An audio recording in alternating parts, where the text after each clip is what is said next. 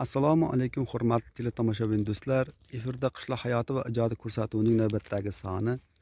Bir necha kunlik tanaffusdan so'ng ko'rsatuvimizning yangi sonini tasvirga olishga qaror qildik. Bugungi ko'rsatuvimizni tasvirga olish uchun biz tabiat qo'yni va ochiq maydonni tanladik. Hammaga xayrli kech.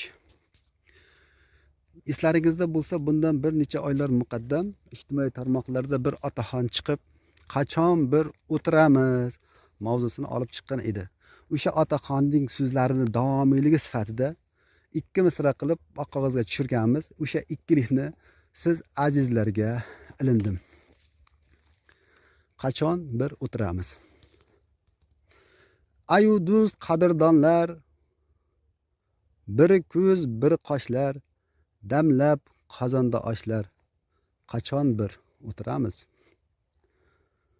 Biror bahona qilib, ota uyida yig'ilib, birovga tiqilib, qachon bir o'tiramiz. Tengxo'rlar u ulfatlar, g'animat bu fursatlar, qurib go'zal suhbatlar, qachon bir o'tiramiz. Sinfdoshu jo'ralar, bek yigitlar, to'ralar, o'rnatib zo'r qo'ralar, qachon bir o'tiramiz.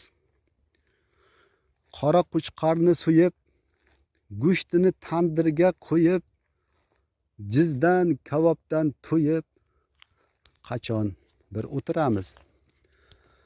Tog'da bo'lsa ham mayli, bog'da bo'lsa ham mayli, biror sabab tufayli, qachon bir o'tiramiz.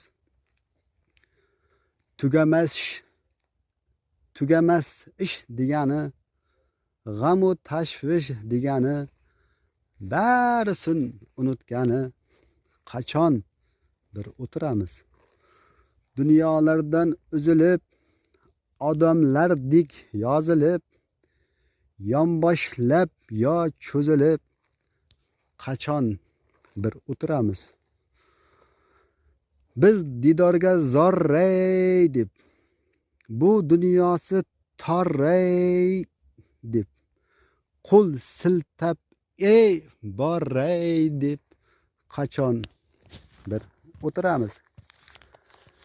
Men bir to'y tashkil qilayin, mayli o'zim bosh bo'layin.